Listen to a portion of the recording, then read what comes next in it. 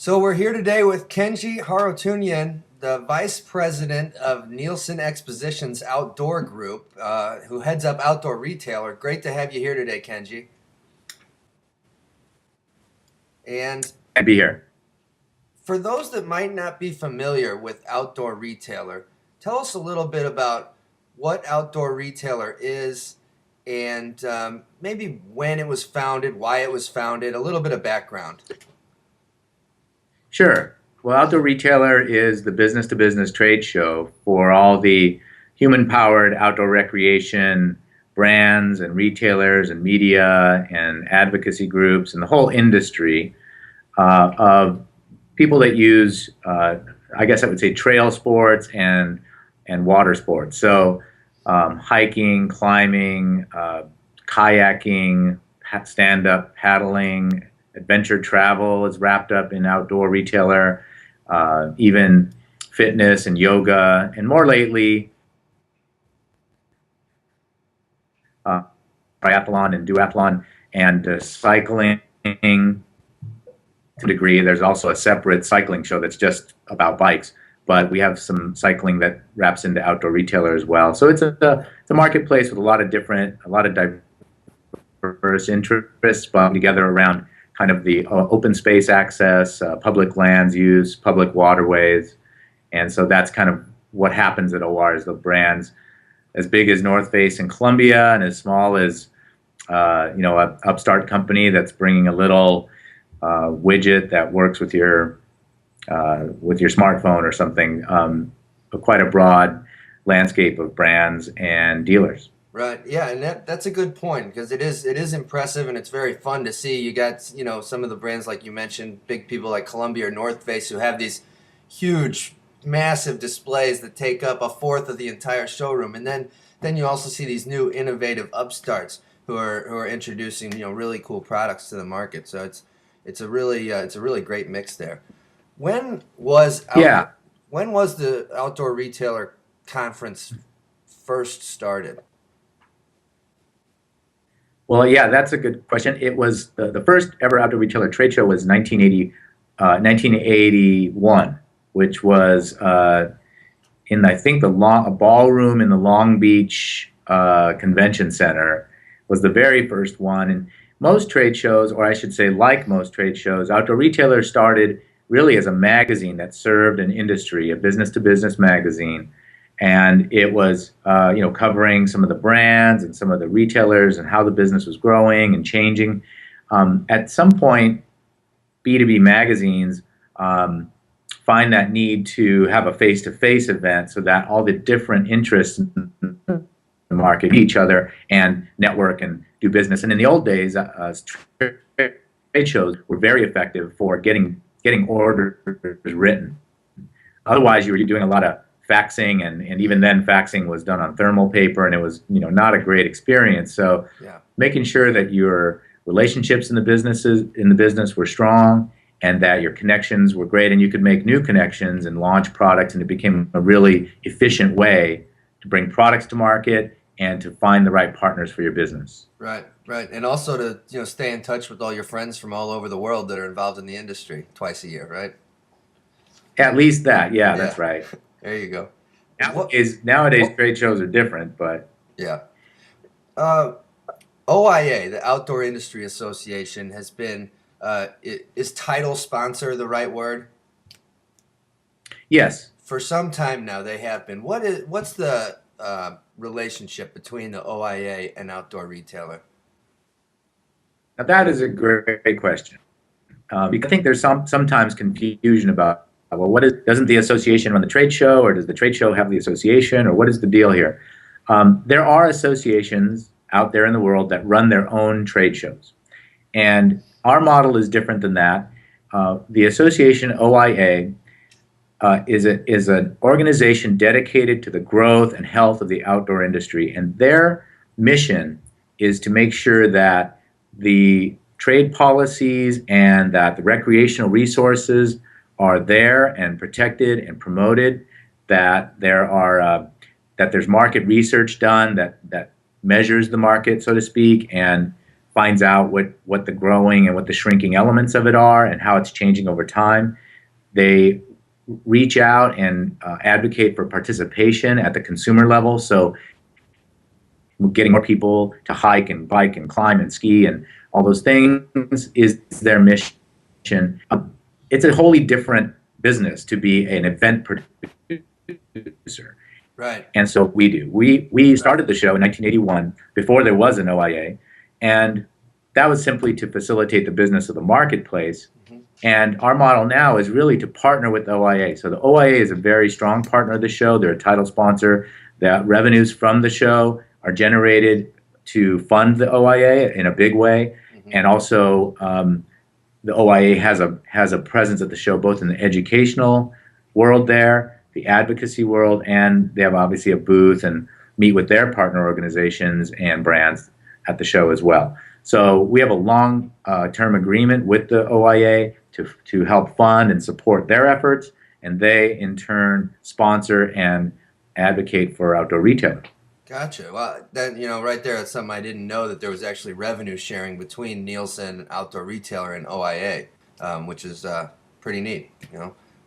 So. Yeah, it's pretty much. Yeah, go ahead. Well, I was just going to say, we've talked a little bit about different industry players and the different constituents within the industry that come to Outdoor Retailer, buyers, the press, things of that nature. For people that aren't in the industry, how does the show impact them, just your everyday gearhead? Well, a lot of what happens at the show is really previewing products that aren't at market yet. So the brands are trying to get feedback from the buyers on, do you think this would sell? Before we go out and make 4 million of these things, can anybody sell it? Is it something that your customers want? Yeah. So it's a great way to dial in the product here. So for example, at this summer show, there'll be thousands of products shown and brought to the retailers, but only maybe half of those products would actually get built and put in the production line and delivered in 2012. So it would relate to your consumers or your viewers in that you get a sneak peek if you pay attention to Outdoor Retailer and what's going on there, you get a sneak peek into the product and the trends and the direction of the industry for the next year. Yeah, very cool. Very cool. So besides the business side of things, what kind of other charitable activities or maybe community outreach is Outdoor Retailer involved in? Well, that's another great question, because I think in a simple trade show model, you don't think about, what other charitable or what kind of give back programs are there.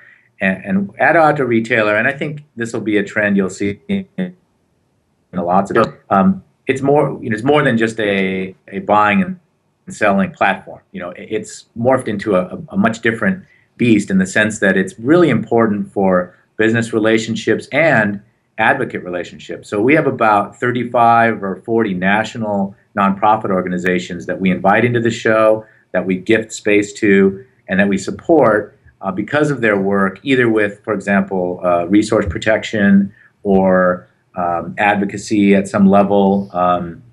There's the American Alpine Club and the Access Fund. They're in the climbing world. In the endurance sports world, we have the American Trail Running Association and USA Triathlon. In the design center, there's groups there, and in the different business communities of the show, there are relevant nonprofit partners that really make sense in the mix of buyers and sellers to really support the whole sport and whatever elements are kind of hot in each of those market verticals.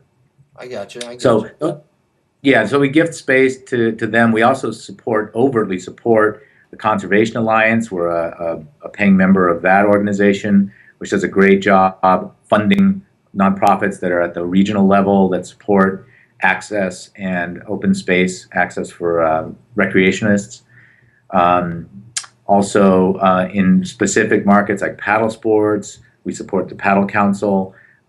So we try to work with organizations that are at least national, if not global, in their support of outdoor human-powered sports and So, we'd love to support everybody, but there's just not room or budget to do that. So we really focus on who we think is making the biggest impact. Yeah. And obviously OIA is our biggest nonprofit partner. Sure, absolutely. And when related to that, I know last year I think was the first time at the Winter OR was the first time you did the Outdoor Inspiration Awards, and I just thought that was kind of a neat venue to recognize some people that maybe everybody hadn't heard about, but were really doing cool things. Is that going to be an ongoing thing? Yes, I think you'll see more of that recognition in creative ways at the show, not in the different market sectors and with particular products, but also with, I think what was cool about that is that it recognized kind of the people that were doing things that didn't have big marketing budgets or a big fanfare, but with the OIA, we supported that with the Inspiration Awards and the Adventure Theater and all that, which is a lot of the grease between the cogs in the industry, the creative elements, for example, and music and art that touch and really reflect the culture of it. You'll see more of that at the show, and I think Theater Awards is another thing you'll see more of. Very cool, very cool. So, to talk about some of the behind-the-scenes stuff a little bit, what kind of planning goes into each event? And maybe what kind of a team do you have that works with you to get it all up and running? Well, first off, I work for a company called Nielsen, and we have I could say the core team of Outdoor Retailer is about maybe 7 people, but we have access to entire teams of operations professionals, marketing pros, finance pros, and a host of other resources. So putting on a production, that brings 20 or 25,000 people into town it's a big effort. It's not something we can do just in a few short weeks before the event. Really, the time and execution time of the show is collecting space contracts, starting to build the floor plan, starting to build in the elements that reflect, not just what we did last year, but what's relevant to this year's business landscape. What is particularly challenging? Is it the cost of raw materials this time, or is it the explosion of social media, or is it consolidation where a lot of brands are eating up other brands? There's every 6 months, really, and even faster, the pace of change in the business is very, very fast. So trying to keep up with that, with the planning and each of the elements of the show, and producing a show that's got every little detail buttoned up. It's not rocket science to produce a trade show, but it is 1,000 little details, any one of which could really ruin an entire set of brands or a set of buyers' experience. And so we try really hard not to let that happen, to keep up with the change, to keep the structure and the elements in the show enough the same so that people know what they're getting when they come to OR. Gotcha. Yeah, and it's obvious, from being at the show that it's for people that haven't been there, you should go try and find some pictures or videos that are on YouTube or anywhere, because it's really a remarkable event. It's just a massive space filled with people, and clearly a large undertaking to put it on, and you guys definitely do a fantastic job with it. Thanks. What kind of collaboration is there leading up to the show between Outdoor Retailer and the big industry brands? Well, that's a good question. I think just to your earlier point, I would invite anyone who's seeing this podcast to retailer.com website, and there's videos there. You don't have to have a password or anything to see them, and you'll get a good glimpse of what's happening at the show by watching some of those short clips if you're interested. At outdoorretailer.com. But to your current, outdoorretailer.com. Gotcha. And but to your question there, it's interesting because our job is really to sort of produce this level playing field. It's one of the few places that the big brands and the small brands all have access to the same audience. It doesn't matter if their budgets are measured in millions or in tens of dollars. If they're exhibiting at the show, they have access to the same audience and all the same programs. So we try not to give preference. It's hard because we do have to choose partners, for example, in producing the zone experience, or in particular genres where there's only a few players.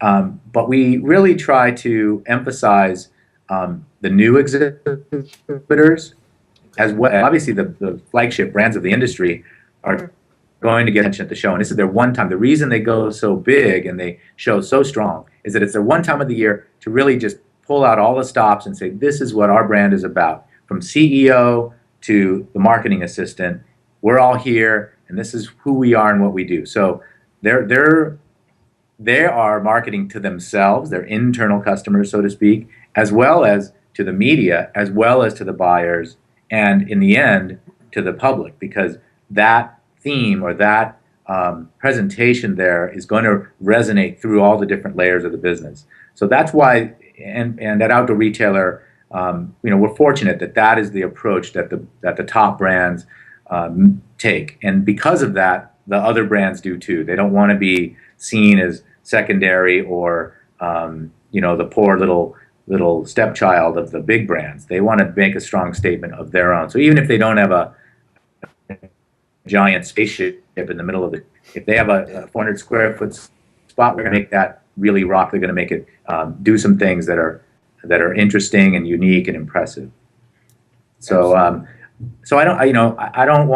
I think that we really open up. We have a platform that is as open to the small companies as it is to the big. So we don't really do special deals or anything with the top brands. I think that unfortunately a lot of shows do that, and it limits the value of the show if you play too much to the big players. Of course, they're the ones who are more demanding. They have their very strong feelings about where they should be or how they should be positioned. But we're trying to produce a show for the market, and in the end, that experience of the retailer who comes to the show is our end customer. So we need the partnership of all the brands, not just a few top brands, in order to. Gotcha. Good stuff. So how about you personally? How did you become involved with Outdoor Retailer, and how long have you been leading the show? Well, I joined Outdoor Retailer in 1999, so I've been here 11 years, going on 12 now, I guess. And but I came from the industry. I worked in retail stores for Adventure 16, and I worked for Outward Bound and other guiding outfits as an outdoor skills instructor. So I come from the kind of the retail side, attending the show. So I attended the show multiple times as a buyer and as an attendee. And I've never really worked for a single brand, and so I really understand the show more from the retailer side. But in my work as an account executive, and then as the sales manager, and then now as the director, I learned a lot about brands' needs and about the whole market, and how the trade show serves that market, not just the individual brands in it, but the whole market. Like literally, what happens at the show kind of sets the stage for the next year as far as people's motivation and excitement about what's happening and innovation, and it's I run retail stores, and I know how hard it is to stay excited. You every day you're turning that key at 7 a.m. and you're there till 9 o'clock, and you're just trying to keep the cash register running and the people punched in their time clock, and it'll grind you down, and the show gives you a chance to really kind of put you in a different space and get fired up again about what's happening, as part of a greater movement. Yeah. Well, and it's obvious that happens for people there. You can just see it, the excitement, the build up to it, and then people excited to get back to it afterwards. So for people that want to learn more, they can go to outdoorretailer.com, as we mentioned, and the next show is starting August 4th in Salt Lake City. Is that right? That's right. In August 3rd, we have the open air demo up at Jordanelle State Park. So there's a testing day on the trails and in the water before we get down to the business at the building. And I saw something today or yesterday, whatever, about the first time there's some sort of a photo day, or what is that? Yeah, I think that's a great question too, Josh. I think think that what we've been trying to do is help to create this atmosphere around the show that is a little more open to the public, a little more, I should say, public facing. For example, the bouldering competition. We're looking to bring a sustainable products festival in that are really consumer events, but that surround the show with live. And I think this outdoor photo thing is the latest element. It makes a lot of sense. There's a lot of pro photographers and semi-pros in the Salt Lake area and in the driving distance to the show. And one of the Nielsen properties is PDN, which is Photo District News, a professional photo group. They do Rangefinder magazine and PDN and a collection of other photo-specific businesses.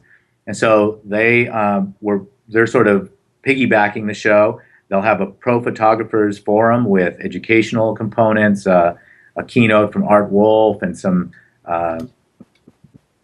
seminars, exhibitors like Canon and Nikon and Sony, and showing the latest camera technology. It's not really endemic to the outdoor world, but it's definitely closely related. And I think I see that as a great connection point that will bring some different interests, but that are not necessarily core to the outdoor retailer show,